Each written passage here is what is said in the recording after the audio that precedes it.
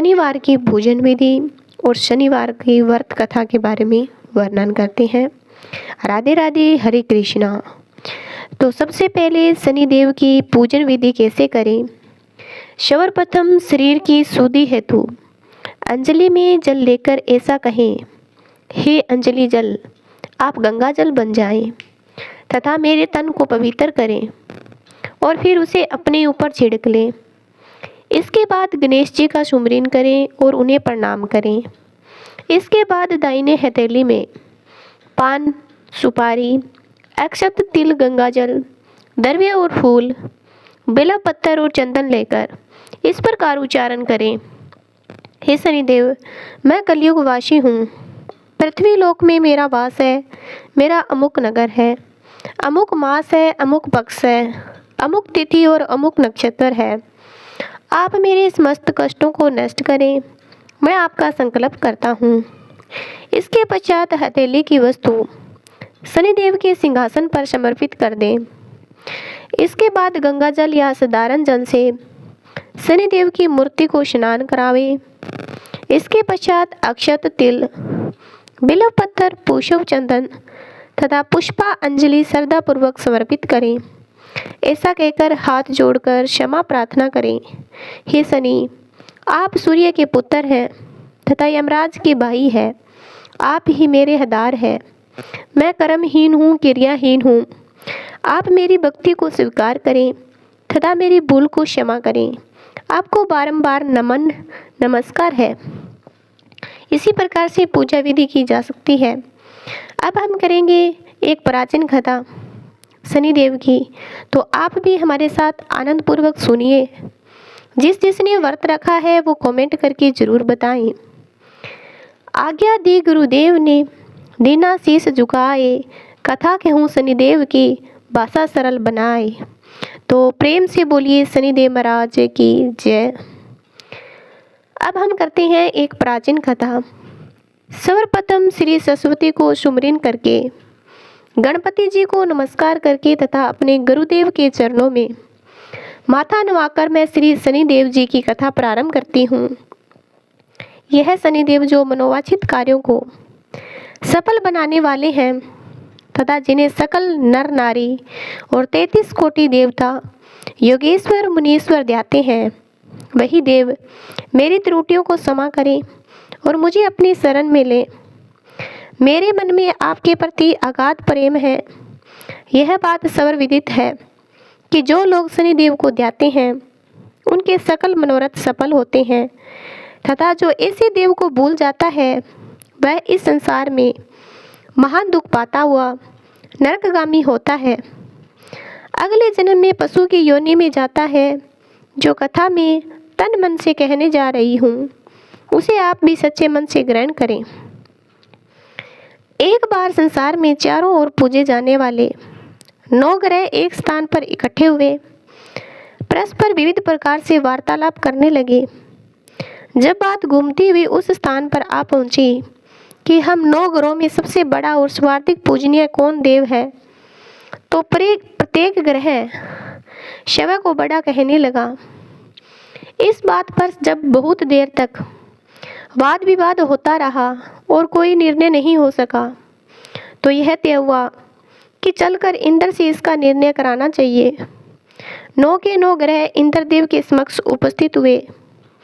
उन सब की बातें सुनकर इंद्रदेव भी सोच में पड़ गए, किसे छोटा कहूँ और किसे बड़ा, किसकी श्रद्धा के पात्र बने और किसी के कोप के भाजन। अंत में सोच समझकर निर्णय न करते हुए वह बोले, मैं अल्प बुद्धि इस बात का निर्णय करने में असमर्थ हूँ। मुझे तो आप सभी बड़े नजर आते हैं और मैं सभी का आदर समान संभाव से करता हूँ। इस पर 9 ग्रह संतुष्ट नहीं हुए और हट करने लगे। इसका निर्णय आपको अवश्य करना चाहिए। तब देवराज बोले, आप लोग मृत्यु लोक में जाइए। वहाँ एक अत्यंत न्यायप्रिय राजा विक्रमादित्य राज्य करता है। आप उनके पास जाइए, वह अवश्य आपका कोई न कोई उचित निर्णय कर देगा। इंद्र से निराश होकर नवग्रह मृत्युलोक में जाने को तत्पर हो गए। देवराज इंद्र ने जब उन्हें वहां जाते हुए देखा तो प्रसन्न होकर चैन की सांस ली। इस धर्म संकट से निकलना उनके लिए सचमुच ही कितना दुष्कर था, पर अपनी चतुराई से अपने ऊपर आए संकट को राजा विक्रमादित्य पर डाल दिया था। उज्जैन नगरी उन दिनों सारे ही भारत में एक दाग थी। एक तो वहाँ राजा विक्रमादित्य के दरबार में बड़े बड़े ज्ञानवान लोगों का सम्मेलन होता रहता था। दूसरी उस न्यायप्रिय राजा के न्याय से उज्जैन नगरी का सारे भारत में डंका बजता था। स्वर्ग में भी जब नवग्रह का निर्णय न हो पाया तो अपने अपने विमानों पर आरूढ़ हो मृत्युलोक में आ पहुँचे। ठीक उस समय जब विक्रमादित्य का दरबार टसाटस भरा हुआ था, नवग्रह के इकट्ठे होकर देखकर विक्रमादित्य अपने सिंहासन से उठ खड़े हुए और सभी देवों को सम्मानपूर्वक अपना आसन ग्रहण करने को कहा। किंतु राजा के इस सम्मान को किसी भी ग्रह देवता ने स्वीकार नहीं किया। तब विक्रमादित्य ने प्रश्नवाचक दृष्टि से उनकी ओर देखा तो बृहस्पति देव ने आगे बढ़कर दृढ़ स्वर में कहा, हे राजन, हम यहाँ पर तब तक आसन ग्रहण नहीं करेंगे जब तक कि आप हमारा यह निर्णय नहीं करेंगे कि हम लोगों में सबसे बड़ा कौन है। राजा अपने ऊपर आए इस धर्म संकट को देखकर पल भर तो घबरा गया, परंतु शीघ्र ही उसने समय को संभाल लिया। उसने अपने मन में एक युक्ति सोच ली। दरबार में छोटे छोटे आसनों की एक पंक्ति प्रवेश द्वार तक चली गई थी।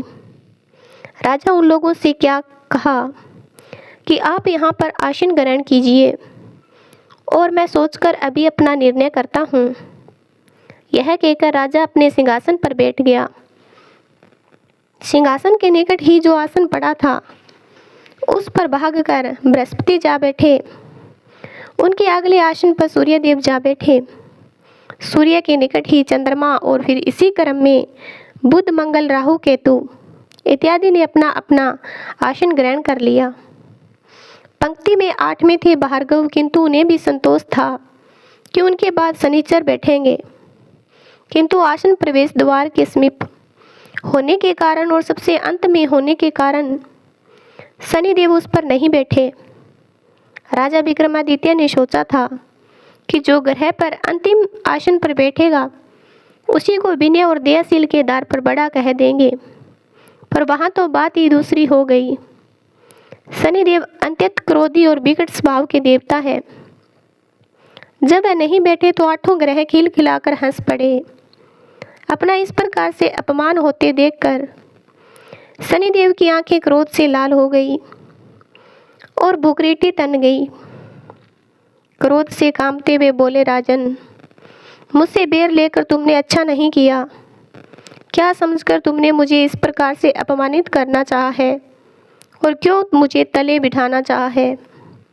चांद का प्रभाव 2.25 दिन का रहता है और सूर्य, शुक्र और बुध का प्रभाव केवल आधा मास का। सोम और मंगल 2 मास और गुरु 13 मास का होता है। राहु और केतु 18 मास के रहते हैं, जबकि 7.5 साल मैं रहता हूँ। इसलिए हे राजन, अब तू सावधान हो जा। तूने जो मेरा अपमान किया है इसका दंड तुझे अवश्य मिलेगा। राजा के कुछ दिन तो आराम से बीते, लेकिन शीघ्र ही शनिदेव की कृपा कोप दृष्टि फिरी और राजा पर 7.5 आ गई। उन्हीं दिनों एक व्यापारी कुछ घोड़े बेचने के लिए उज्जैन नगरी में आया। सुंदर सुंदर घोड़े को देखकर राजा का जी ललचा गया। राजा ने उन्हें खरीदने का आदेश दिया। घोड़ों में एक घोड़ा भंवर नाम का था। राजा उस पर चढ़कर देखने लगे। कुछ देर तक घोड़ा राजा को लिए वहीं घूमता रहा, लेकिन फिर सहसा भाग खड़ा हुआ। राजा को बड़ा अचंभा हुआ। घोड़ा एक भयानक जंगल में राजा को पटक कर अंतर्ध्यान हो गया। राजा अकेले उस वीरान जंगल में भटकने लगा। साय के समय जब उसे प्यास बहुत सताने लगी तो वह जोर जोर से चीखने लगा। उधर एक पगडंडी से एक ग्वाला अपने गांव को जा रहा था। वह राजा की आवाज़ सुनकर रुक गया।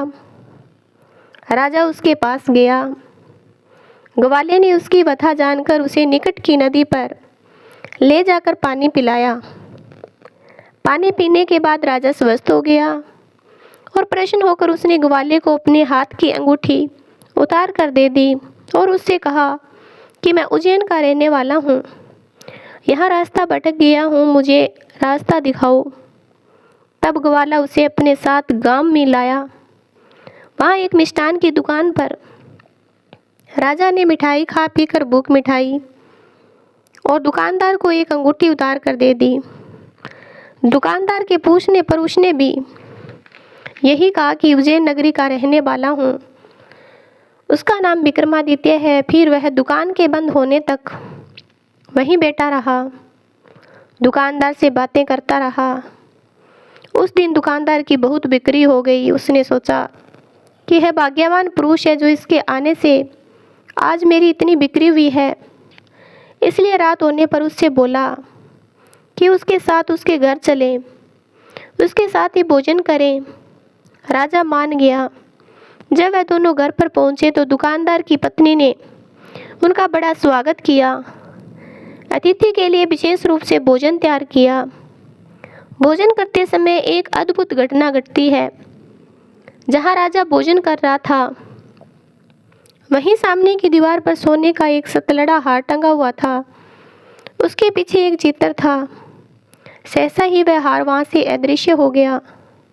दुकानदार के यहाँ एक बांदी थी।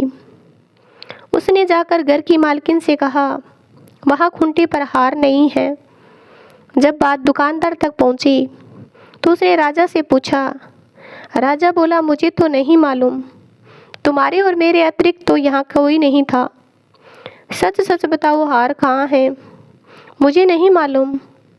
राजा फिर बोला, मेरे पास कोई हार नहीं है।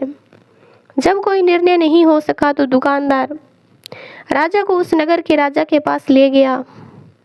उस नगर के राजा ने जब विक्रमादित्य की बोली भाली सूरत को देखा तो बोला, यह व्यक्ति कभी भी चोरी नहीं कर सकता। और यह कहकर उसने विक्रमादित्य को छोड़ दिया। विक्रमादित्य जब उस नगर में यूं ही इधर उधर घूम रहा था तब उस नगर के एक तेली ने उससे कहा कि वह उसके यहाँ पर काम कर ले, उसे वह रहने को स्थान और खाने को सामग्री भी देगा। राजा मान गया और तेली उसे अपने घर ले गया। वहाँ सारा दिन राजा दहानी पर बैठा उसके बैलों को हाँकता रहता और तेली बाजार में तेल बेच आता। जब वर्षा ऋतु आई और मूसलाधार वर्षा होने लगी तब दहानी पर बैठे हुए विक्रमादित्य ने मौज में आकर ऊंचे ऊंचे स्वर में राग अल्पना आरंभ कर दिया। निकट ही उस नगर के राजा का राजमहल था। वहाँ खिड़की में बैठी राजकुमारी जब राजा का मधुर स्वर में गीत सुना तो अपना दिल हार बैठी। उसने बांदी को पता करने के लिए भेजा। बांदी महाराजा को गाते हुए देखकर लौटी तो राजकुमारी से बोली कि वहाँ पर कोई अति सुकुमार नवयुवक बैठा मस्तिष्क में आंखें बंद किए गा रहा है। राजकुमारी ने सुना, उसे अन्न जल का त्याग कर दिया। रात तक जब उसने कुछ नहीं खाया तो रानी ने आकर उसे समझाया, पर वह बोली कि वह तो उसे खाने वाले से ही शादी करेगी, गाने वाले से ही शादी करेगी। रानी ने जाकर राजा से कहा कि राजकुमारी एक तेली पर मोहित हो गई है और उससे बिहार रचाना चाहती है। राजा ने सुना तो बहुत क्रोध हुआ। उसने उस तेली के घर से विक्रमादित्य को बुलवाया, उसके हाथ कटवाकर जंगल में फेंकवा दिए। यह बात जब राजकुमारी को पता चली वह और भी अपनी बात से दृढ़ हो गई और बोली, मैंने तो अब उसी को वर लिया है, वह चाहे कैसा भी हो उसी से शादी करूंगी। बेटी की हट देखकर लाचार हो राजा ने दोबारा विक्रमादित्य को नगर में बुलाया। राजकुमारी का मामूली ढंग से पाणी ग्रहण कराया और एक साधारण मकान में दोनों को बसा दिया। दोनों वहीं रहने लगे। एक दिन जब विक्रमादित्य सोया था तो सपने में शनिदेव नजर आए। विक्रमादित्य ने उनके सामने नमस्कार किया और क्षमा मांगी। शनिदेव उसे आशीर्वाद दिया और बोले, अब तुम्हारी 7.5 समाप्त हो गई है। राजा बोला, मुझसे जो गलती हुई उसके लिए मुझे क्षमा कर दीजिए। शनिदेव ने मुस्कुराकर उसे आशीर्वाद दिया और राजा के दोनों बाजू दोबारा निकल आए। राजा ने अपनी पत्नी राजकुमारी को जगाया नहीं, वह रात को उसके गले में बाहें डालकर सो गया। सुबह राजकुमारी की आंखें खुली तो उसकी गर्दन में बाहें पड़ी देखी तो वह चौंक कर उठ बैठी, लेकिन शीघ्र ही विक्रमादित्य ने जागकर उसको सब बातों से अवगत करा दिया। जब वहां के राजा को यह बात मालूम हुई तो भागा भागा आया और अपंग को फिर से स्वस्थ देखकर चकित रह गया। उसने भी विक्रमादित्य से यही कहा कि यह शनिदेव की कृपा का फल है, और विक्रमादित्य ने अपना वास्तविक परिचय राजा को दिया और सारा किस्सा विस्तार से सुनाया। सुनते ही राजा विक्रमादित्य के चरणों में गिर गया और क्षमा याचना करने लगा। बस यह खबर शीघ्र ही सारे नगर में फैल गई। दुकानदार को जब यह खबर मिली तो भागा भागा आया और विक्रमादित्य के पांव पर लौटने लगा। विक्रमादित्य उसे उठाकर आसन पर बिठाया और कहा, तुम घर जाकर उसी कुंठी पर देखो, हार टंगा होगा। और सच ही दुकानदार ने देखा, हार टंगा पाया। नौकरानियों के साथ लश्कर समेत विक्रमादित्य को विदा किया। राजा विक्रमादित्य जब राजकुमारी को लेकर अपनी नगरी उज्जैन में लश्कर समेत पहुंचा तो सारी नगरी में उत्साह फैल गया, और राजमहल में प्रवेश करने से पहले विक्रमादित्य ने 9 ग्रहों की पूजा की और शनिदेव को सबसे पहले स्थान दिया, सर्वोच्च स्थान दिया। साथ ही उसने नगर में ढिंढोरा पिटवा दिया कि शनिदेव मनोवांछित फलों को देने वाले हैं, नवग्रहों में सर्वोच्च स्थान रखते हैं। इस प्रकार शनिदेव को मानकर विक्रमादित्य ने अपने राज्य यश और कीर्ति को प्राप्त कर लिया। बोलो श्री शनिदेव महाराज की जय, बोलो श्री नवग्रह की जय। जैसी सुनी तैसी कही, इसमें झूठ न साज, विक्रम भूप इतिहास को सजनों देखो बाँझ। सुने सुनावे शनि कथा, गावे जो चितलाए, सत्य वचन है संत का, वाको संकट काटा जाए। बोलो शनिदेव महाराज की जय। जिस प्रकार शनिदेव महाराज ने विक्रमादित्य की इच्छा पूरी की, विषय सब की करना जो शनिदेव का व्रत रखते हैं, कथा सुनते हैं, श्रवण करते हैं, उनकी सभी मनोकामनाएं पूर्ण होती है। तो शनिदेव महाराज की प्रेम से बोलिए जय। चैनल पर पहली बार आए हैं तो चैनल को सब्सक्राइब करना।